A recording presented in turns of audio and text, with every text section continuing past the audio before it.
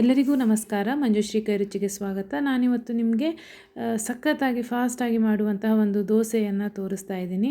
ತುಂಬ ಬೇಗ ಇದನ್ನು ಮಾಡ್ಕೋಬೋದು, ಇನ್ಸ್ಟಂಟಾಗಿ ಮಾಡ್ಕೋಬೋದು, ಆರೋಗ್ಯಕ್ಕೂ ತುಂಬ ಒಳ್ಳೆಯದು.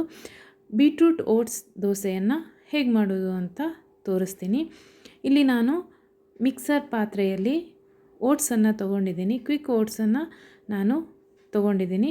ಅದರ ಜೊತೆಗೆ ಸ್ವಲ್ಪ ರವಾವನ್ನು ಕೂಡ ಸೇರಿಸ್ತಾ ಇದ್ದೀನಿ.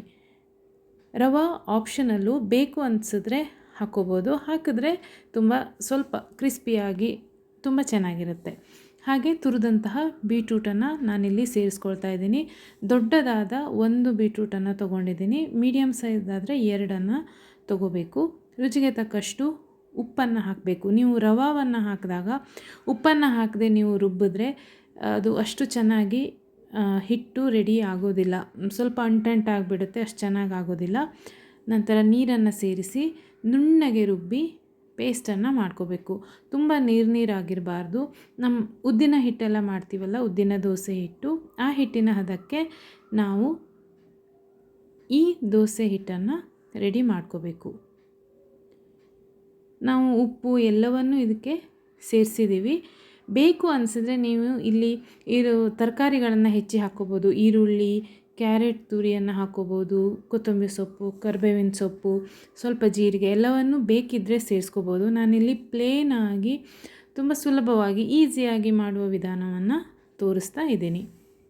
ಬೀಟ್ರೂಟು ಆರೋಗ್ಯಕ್ಕೆ ತುಂಬ ಒಳ್ಳೆಯದು. ಆದರೆ ಮಕ್ಕಳು ತುಂಬ ಅದು ಪೀಸ್ ಎಲ್ಲ ಸಿಕ್ಕಿದ್ರೆ ಅಷ್ಟು ಇಷ್ಟಪಟ್ಟು ತಿನ್ನೋದಿಲ್ಲ. ಅದೇ ಈ ರೀತಿ ಮಾಡಿಕೊಟ್ರೆ ಕಲರ್ಫುಲ್ಲಾಗಿರುತ್ತೆ, ಹಾಗೆ ಆರೋಗ್ಯಕ್ಕೂ ತುಂಬ ಒಳ್ಳೆಯದು.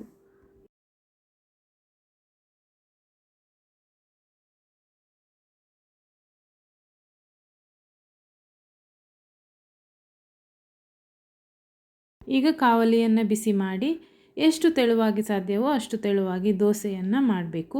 ಮುಚ್ಚಿ ಬೇಯಿಸಿ ಸ್ವಲ್ಪ ಕ್ರಿಸ್ಪ್ ಆಗೋವರೆಗೂ ಬಿಡಬೇಕು. ನಿಮಗೆ ಬೇಕು ಅನಿಸಿದ್ರೆ ಮೇಲಿನಿಂದ ತುಪ್ಪವನ್ನು ಅಥವಾ ಎಣ್ಣೆಯನ್ನು ಸೇರಿಸ್ಕೋಬೋದು. ನಾನಿಲ್ಲಿ ಏನನ್ನು ಹಾಕಿಲ್ಲ, ಹಾಗೆ ದೋಸೆಯನ್ನು ಮಾಡಿದ್ದೀನಿ. ಸಾಮಾನ್ಯವಾಗಿ ನಾವು ಮಲೆನಾಡಿನಲ್ಲಿ ದೋಸೆಗೆ ಮೇಲಿನಿಂದ ತುಪ್ಪ ಅಥವಾ ಎಣ್ಣೆ ಹಾಕಿ ಬೇಯಿಸೋ ಕ್ರಮ ಇಲ್ಲ. ನಾವು ಹಾಗೆ ದೋಸೆಯನ್ನು ಬೇಯಿಸ್ತೀವಿ. ಬೇಕಿದ್ದರೆ ನಾವು ತಿನ್ನುವಾಗ ಮೇಲಿನಿಂದ ತುಪ್ಪವನ್ನು ಹಾಕ್ಕೋತೀವಿ. ದೋಸೆ ರೆಡಿಯಾಗಿದೆ. ತುಂಬ ಬೇಗ ಇದನ್ನು ಮಾಡ್ಕೋಬೋದು. ಒಂದು 5ರಿಂದ 10 ನಿಮಿಷಗಳ ಕಾಲದಲ್ಲಿ ಈ ದೋಸೆಯನ್ನು ನಾವು ರೆಡಿ ಮಾಡ್ಬೋದು. ನೀವು ಮಾಡ್ಕೊಳ್ಳಿ, ನನಗೆ ಫೀಡ್ಬ್ಯಾಕನ್ನು ಹೇಳಿ. ತುಂಬ ರುಚಿಯಾಗಿರುತ್ತೆ ಹಾಗೂ ಆರೋಗ್ಯಕ್ಕೂ ತುಂಬ ಒಳ್ಳೆಯದು. ವಿಡಿಯೋ ಇಷ್ಟ ಆಗಿದ್ದರೆ ಲೈಕ್, ಕಮೆಂಟ್ ಮಾಡಿ, ಹಾಗೆ ಚಾನೆಲ್ನ ಸಬ್ಸ್ಕ್ರೈಬ್ ಮಾಡ್ಕೊಳ್ಳಿ. Thank you.